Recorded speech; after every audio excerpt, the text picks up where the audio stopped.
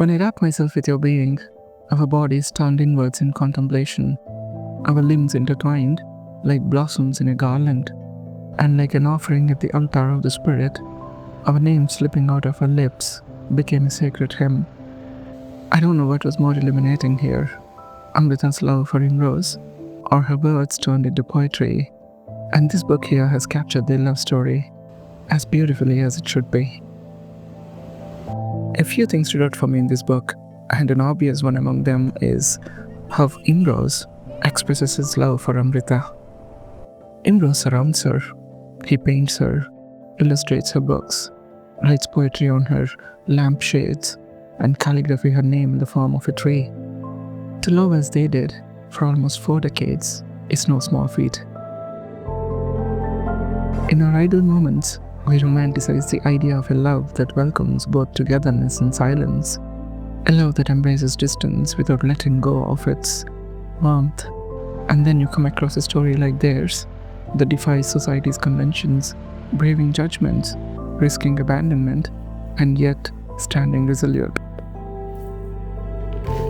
The story of Amrita and Imroz isn't complete without a mention of Sahir, Amrita's husband, who she would later divorce. Sahir would come to her house, sit in a chair, smoke cigarette after cigarette, and leave the butts in the ashtray and go.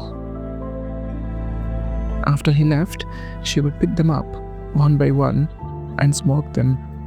That was how, she said, she got into the habit of smoking, and that was how she felt the presence of the one she loved at one point. If it were so, what changed? There was one kind of love, like that of the sky, and there was another, like a roof over one's head. Sahil Ludhianvi was like the sky for her. She chose the roof because the sky was too distant. It also needs a mention that Amrita didn't right away accept Imroz's love for her. Imroz, who was many years younger. Why don't you go and see the world first? If you return and still want to be with me, I will do whatever you will want me to do, said Amrita. Imroz took 3 rounds of her small room and said, "Now I have seen the world. Will you feel me? No." The image of Imroz this book paints justifies such actions. His love for Amrita was absolute and singular, and nothing else mattered. Before his death, Haider, another close friend of Amrita, returned her letters. When Haider's friend brought the letters to Amrita, she handed them over to Imroz to read. "How could I have read them? I burned them all," says Imroz. You do get it now, don't you? Only such absolute and rigid love can make one act the way Imroz has. Another obvious aspect of the book that stood out for me was Amrita's writing. We met at daybreak, like torn pieces of a sheet of paper. I grasped his hand in mine, he clasped me in his arms.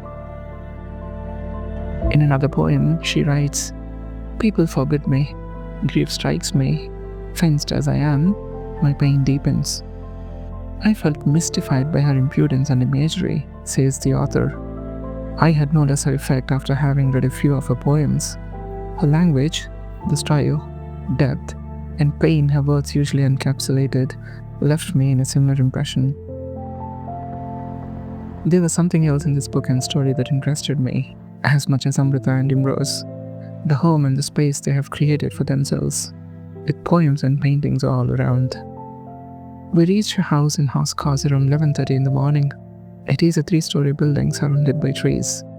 This was the first reference to the home where Amrita and Imroz, along with her children, lived, and in the pages that followed, there are many more glimpses of it. After I finished the book, I told my friend who introduced me to Amrita and Imroz about how much I have fallen in love with a home I have never even seen. And we agreed to go see it the next time we meet in Delhi, and I can't wait. To write about them, Amrita and Imroz needs the creative expertise of the same standard, which I do not possess, claims the author. She has set the right modest tone at the beginning of the book. If Amrita and Imroz's story is one that touches the heart, the author's rendition of it comes with a style that is as endearing. I like that the narrative has come from someone who knew Amrita as a writer and a poet first, sang her poems, was impressed and influenced by her works before she became a friend of hers. Love for her had immediacy, an energy that stirred her, awakened her. The author writes beautifully. She has been the focus of your life for so long. What will you do without her? Asked Uma, the author. Imroz, the one half of this love story, smiled and said, "What separation? Where will Amrita go? She has to live here, with me, around me, always. Who can take her away from me?" These words of Imroz express a love for Amrita, his absolute and all in love for her, something not many of us can even dare imagine. Or can we?